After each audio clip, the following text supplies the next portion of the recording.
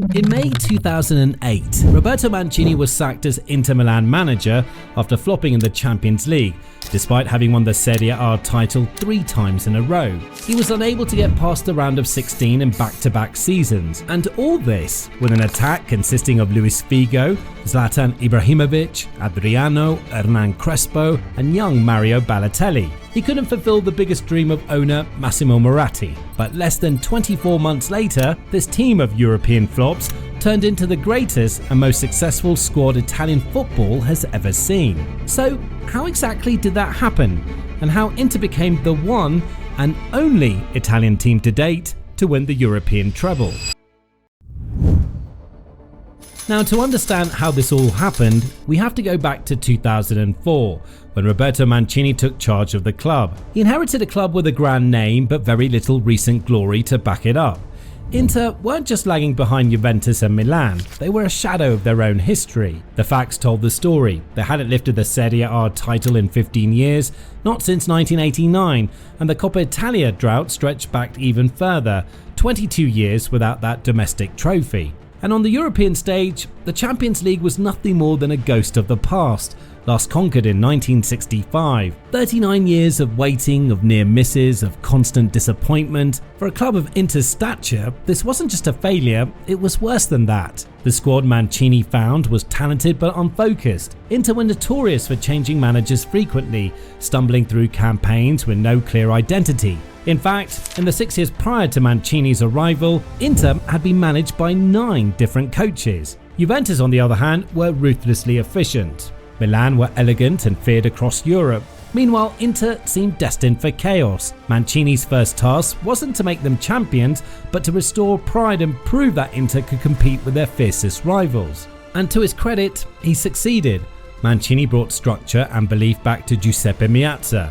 During his 4 years at Inter, he signed players who would later become iconic figures at the club. Esteban Cambiasso and Julio Cesar in 2004, Walter Samuel in 2005, Zlatan Ibrahimovic and Maicon in 2006, and Christian Kivu in 2007. All these players were Mancini's credit. Under his management, the club ended their Coppa Italia drought in 2005 and successfully defended the title the following year. The Serie A drought technically ended under his management as well, helped by the fallout from the 2006 Calciopoli scandal, which stripped Juventus of their titles and handed Inter the championship. While not the most romantic way to end the Serie A struggles, it gave Mancini's side a taste of winning again. And why not romantic? Well, Inter finished a mere 15 points behind Juve, but were second, and that gave them the right to call themselves champions after the most renowned scandal in Italian football folklore. By the time he left in 2008, Mancini had established a foundation, 3 consecutive Scudetti, 2 Coppa Italias,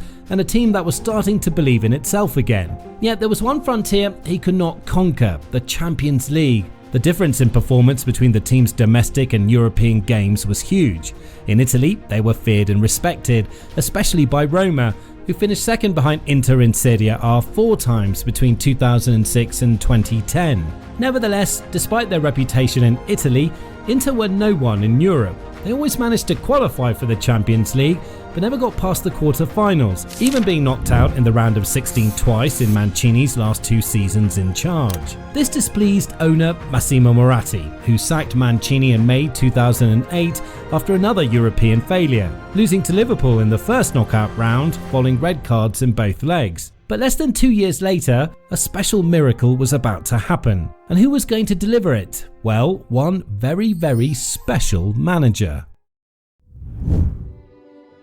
Look, the thing is, Roberto Mancini enjoyed an incredible period at Inter Milan. In fact, he's the second most successful coach in the club's history in terms of the number of trophies won, behind only the all-time great Elenio Herrera. Winning 3 titles and 2 cups in 4 years was exceptional.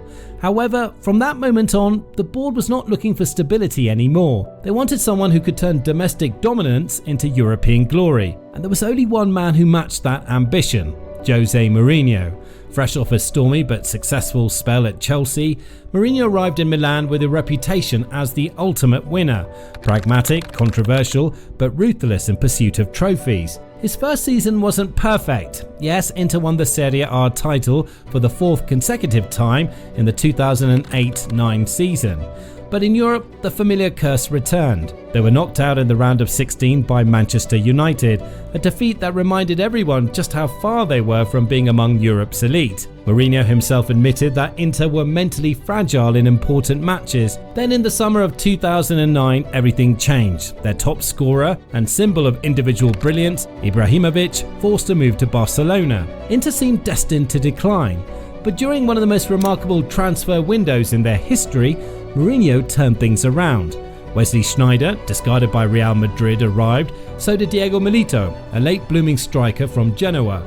Samuel Eto'o, unwanted at Barcelona as part of the Ibrahimovic deal, and Lucio, deemed surplus at Bayern Munich. On paper, it looked like a mix of rejects. On the pitch, however, they were unstoppable and, surprisingly enough, managed to stick together in no time. The new Inter team was built in Mourinho's image, disciplined, combative, and always ready to make sacrifices. By the end of 2009, Inter were once again dominating Serie A, leading the table by 5 and 9 points respectively, ahead of their arch rivals AC Milan and Juventus. However, all eyes were on Europe. In the Champions League, Inter were drawn in a group consisting of Barcelona, Rubin Kazan, and Dynamo Kiev. Their first 3 matches could be described as somewhere between catastrophic and decent. A draw with Barcelona at the Miazza was okay, but this was followed by 2 more draws against Rubin and Dynamo. They needed to perform better in their next games, and Inter delivered with 2 wins over the Underdogs, but lost to Barcelona in Spain. This was enough to secure their place in the knockout round as runners-up. By the time the knockout rounds arrived, Inter were not considered favourites. They had struggled to get through the group stage and understandably were up against a tougher opponent in the round of 16, Chelsea. Many expected the Londoners to expose Inter's weaknesses. Instead, Mourinho turned things around. In Milan, Diego Milito scored an early goal, and although Carlu equalised, Esteban Cambiaso's powerful shot gave Inter a 2-1 win. In the second leg at Stamford Bridge, Mourinho delivered a masterclass in tactics. Inter soaked up pressure and denied Chelsea space between the lines. Milito then slipped in Eto'o for the only goal of the night. Stamford Bridge fell silent. With his arms aloft, Mourinho had proved he still owned that turf. Then came the quarter-finals and CSK Moscow. On paper, this was the easiest tie, but Mourinho never allowed complacency to creep in.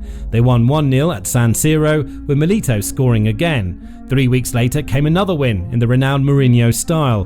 1 win in Moscow, this time with a free kick from Sneijder. But could they continue like that against the big teams? Only time would have told, but no one gave them a chance against the reigning champions Barcelona, against whom they'd already lost en route to the semis. Even despite playing against the best Barcelona team under Pep Guardiola, with Messi, Xavi and Iniesta in their prime, Inter produced a stunning 3-1 win. Pedro scored first, but around 10 minutes later, Sneijder equalised. From then on, the momentum was entirely with Inter, as Maicon scored the second and Milito rounded off a dream night. The return leg at Camp Nou was epic. Thiago Motta was sent off after 28 minutes for a soft red card, seemingly for hitting Busquets in the face. What happened until the end of the match were probably the greatest and toughest 60 minutes in Inter Milan's history. Mourinho responded by putting up a defensive wall of epic proportions. Barcelona had 86% possession, but Inter's defence held firm, and even though Piqué scored late on, Inter advanced. Mourinho's sprint down the Camp Nou touchline with his finger raised to the heavens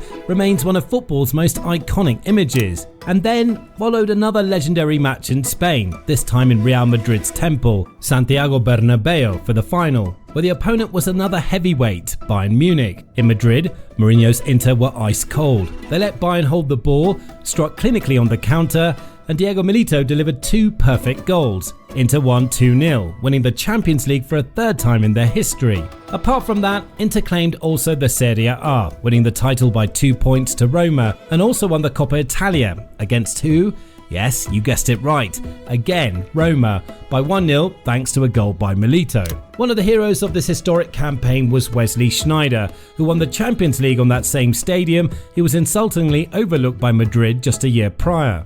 The worst moment of my career was related to my departure from Real Madrid. I felt humiliated because I went to the training ground and when I arrived, I found my locker empty and all my belongings set aside. I went to speak with the president and before leaving his office, I said, "Sir, know that wherever I go, I will play to win." 2 days later, Mourinho called me. He said, "Wesley, I know your situation there is tough.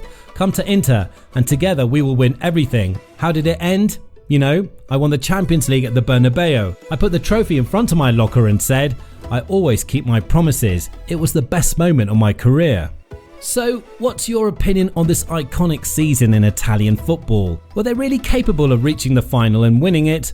Or did it only happen because of the special one? Was Inter's 2010 team really a group of European underperformers or flops? Maybe it just had that tactical genius of Mourinho to hold it together and win arguably the most unlikely Champions League in history. For the record, all of Chelsea, Barcelona and Bayern Munich were domestic champions in their respective leagues when Inter beat them. What a story.